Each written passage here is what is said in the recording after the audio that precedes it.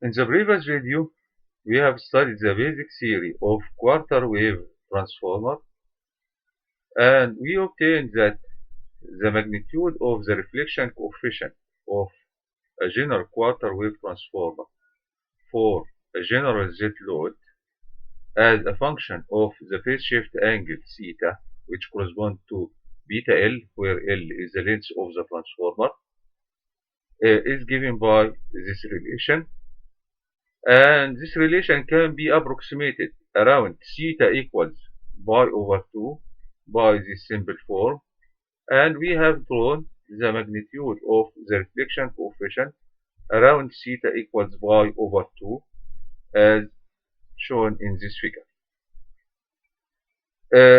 The question now is, what would be the operating bandwidth of this quarter wave transform?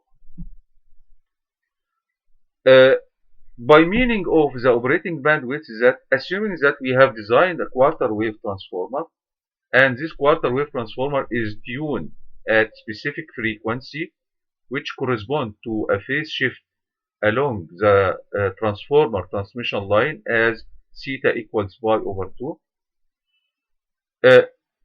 What would be the range of frequency or the range of the phase shift which can obtain acceptable reflection coefficient below a specific value, assuming that we need the reflection coefficient below gamma m.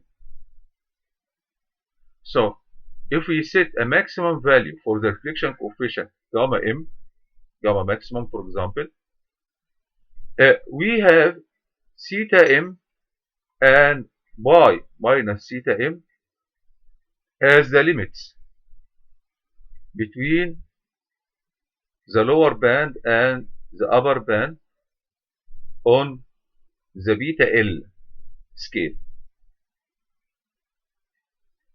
What will be transformed on the frequency scale? So if we have a delta theta, what will be delta F? Or in other words, what would be delta F over F naught?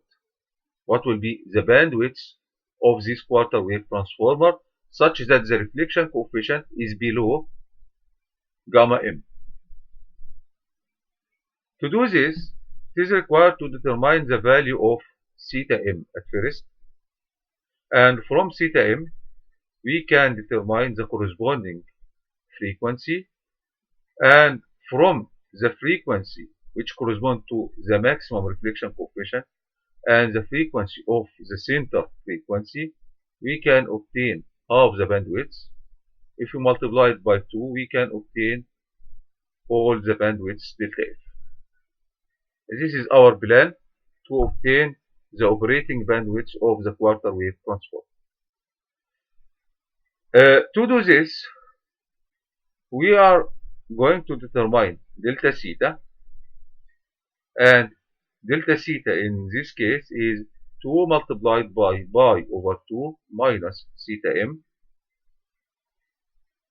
Actually, this is pi minus theta m minus theta m, so this is pi minus 2 theta m, which can be presented as 2 multiplied by pi over 2, the center frequency, minus theta m.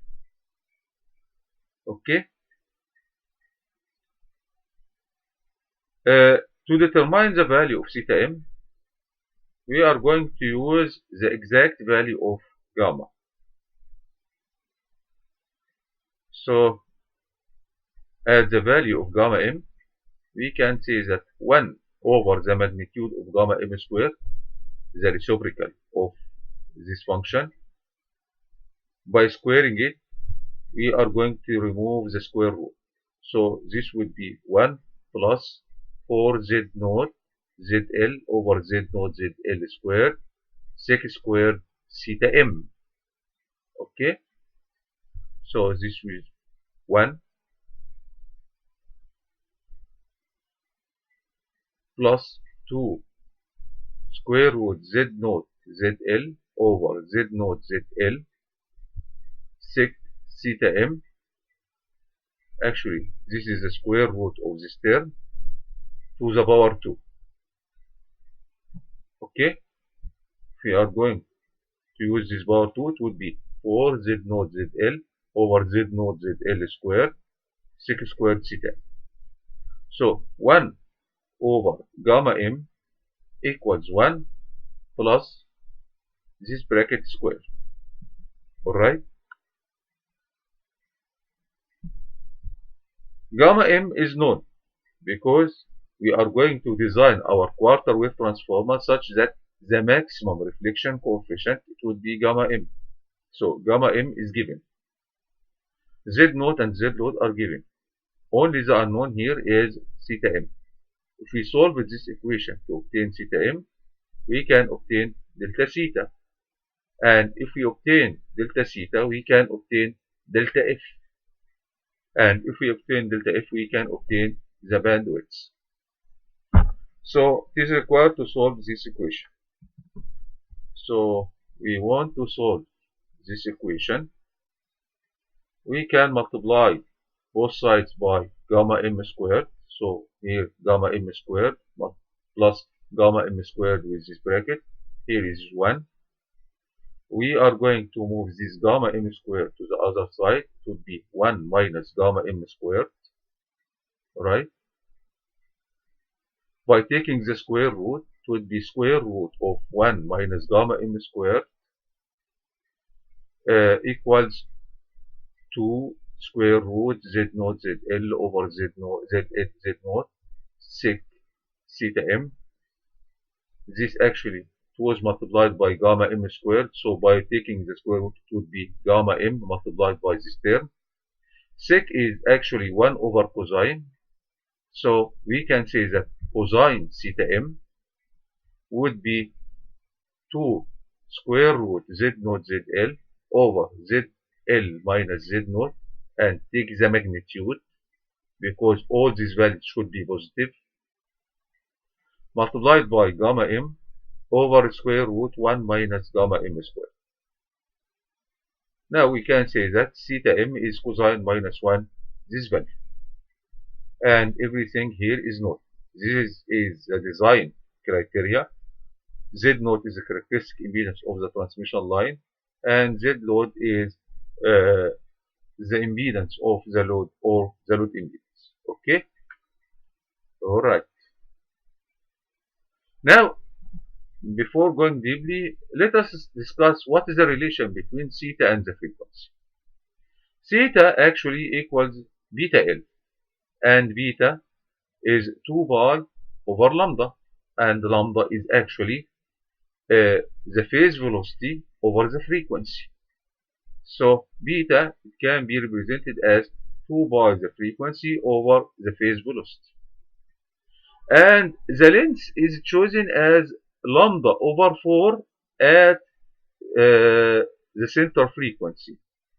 So L here is lambda naught. Lambda naught is F naught over the phase velocity. So F naught over the phase velocity, or the phase velocity over F naught is lambda naught over 4. So this is lambda naught over 4. Should be taken into consideration here. This is the center frequency. The length here is lambda naught over 4, but this is the general frequency F. So this is F and this F naught. Okay.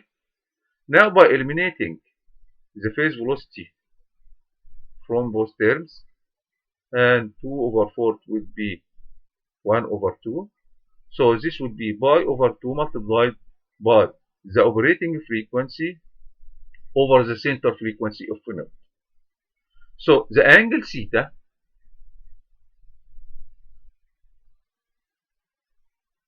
would be pi over 2 f over f naught.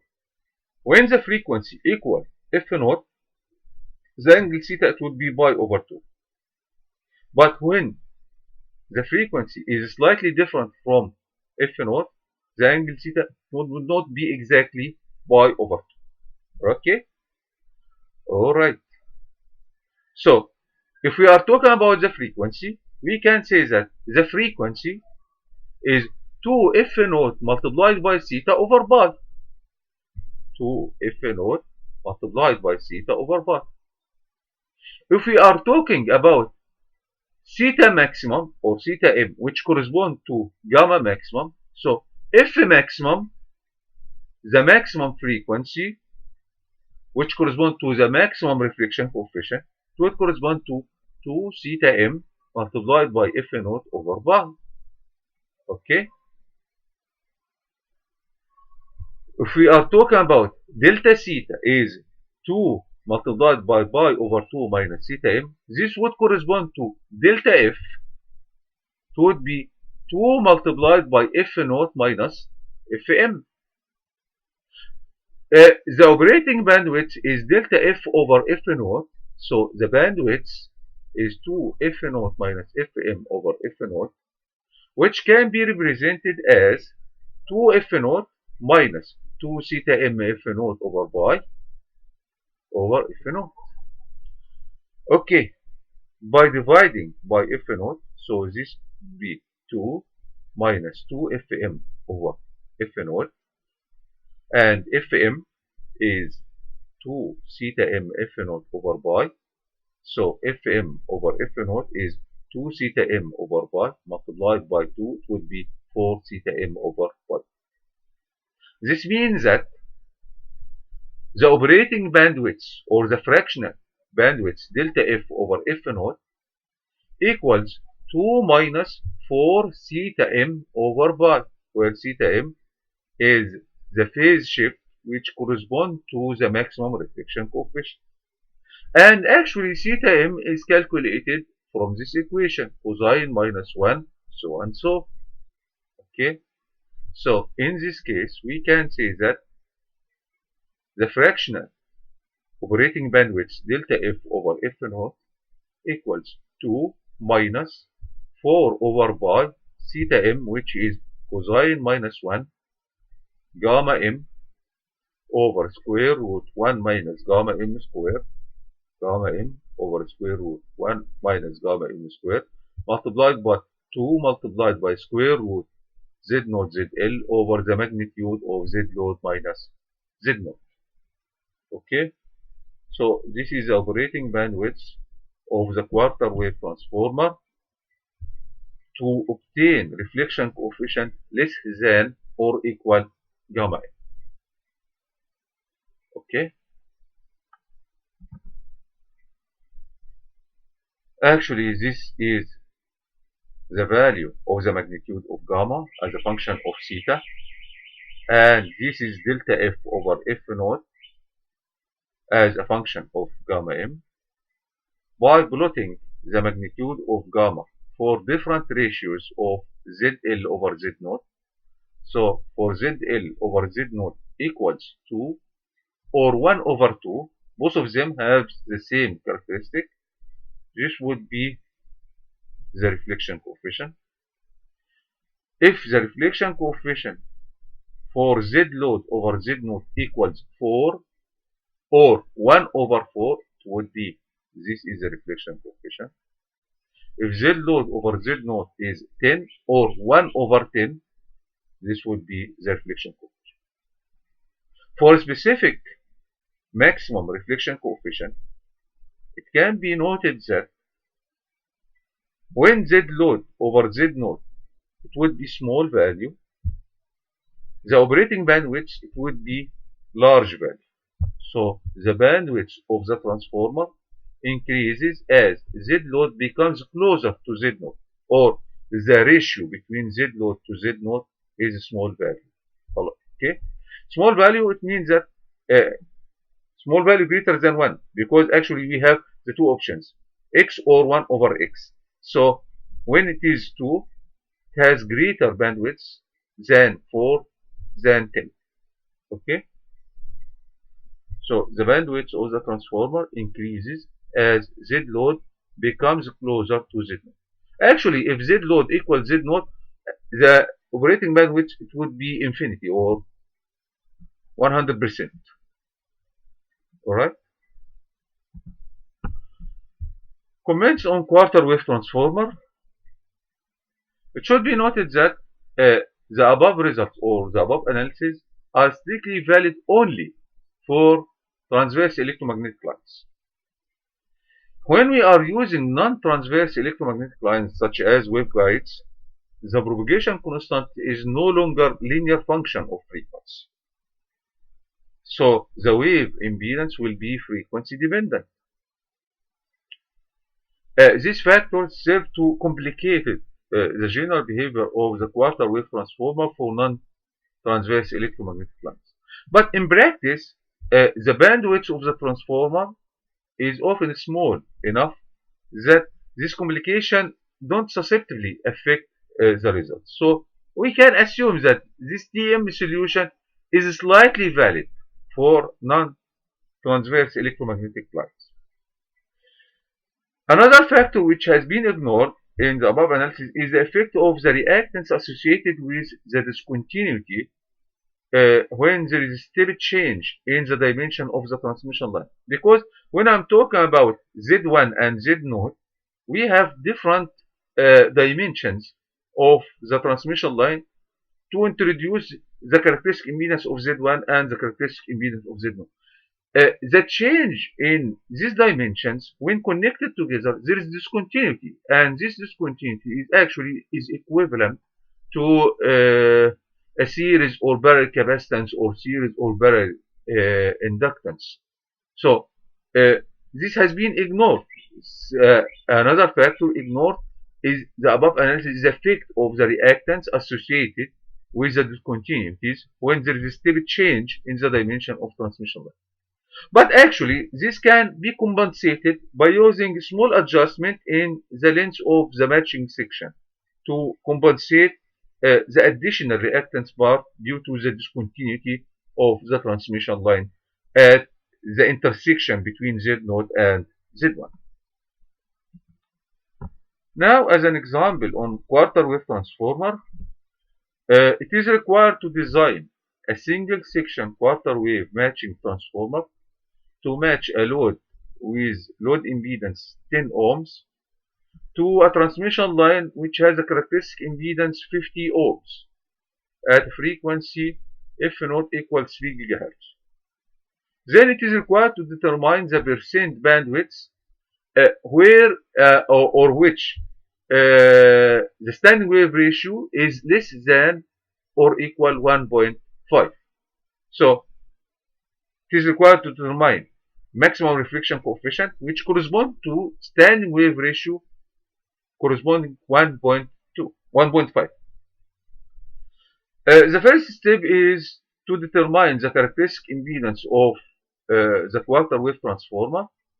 As we said, the characteristic impedance of the quarter wave transformer is the geometric average between Z0 and Z0, which is the square root of Z0 Z0. Z0 is 50 ohm and Z0 is 10 ohm. So the characteristic impedance of the quarter wave transformer has the characteristic impedance 22.36 ohm. The length of this quarter wave transformer should be lambda over 4 at the center frequency 3 GHz. So the length of the matching section is lambda over 4 at 3 GHz. Assuming that lambda equals lambda naught in free space, so lambda at 3 GHz is around 10 centimeters. So lambda by 4 at 3 GHz is 2.5 centimeters or 25 millimeters. Okay. Now it is required to find the bandwidth for standing wave ratio 1.5. Actually, we studied the bandwidth for maximum reflection coefficient, not for maximum standing wave ratio. So we should determine the maximum reflection coefficient which correspond to standing wave ratio 1.5. So the reflection coefficient in terms of standing wave ratio, it can be obtained as, or the magnitude of the reflection coefficient in terms of the standing wave ratio can be obtained as standing wave ratio minus 1 over standing wave ratio plus 1. This means that the maximum acceptable reflection coefficient gamma m equals 1.5 minus 1 over 1.5 plus 1 which equals zero point 0.2. Now we have gamma m, we have z load, we have z naught. So we can determine the operating bandwidth as delta f over f naught equals 2 minus 4 over pi cosine minus 1 gamma m over square root 1 minus gamma m squared multiplied by 2 square root z naught z load over the magnitude of z load minus z naught. Gamma m is zero point 0.2 as we have already calculated. Z naught is 50 ohm and Z load is 10 ohm. And it should be noted here, Z load minus Z naught, we are taking the magnitude, so this would be 40, not minus 40. By taking cosine minus 1 this value, and taking in consideration this would be in radian, so 2 minus 4 over pi cosine minus 1 in radian, this should be in radian. We obtain delta F over F naught would be 0.29, or in other words, the operating bandwidth such that the standing wave ratio is less than or equal to 1.5 is 29%. Okay. By this end, we have completed the quarter wave transformer. In the following video, we are going to discuss how can we use this basic theory of quarter wave transformer to introduce multi-section quarter wave transformer. Okay? Alright.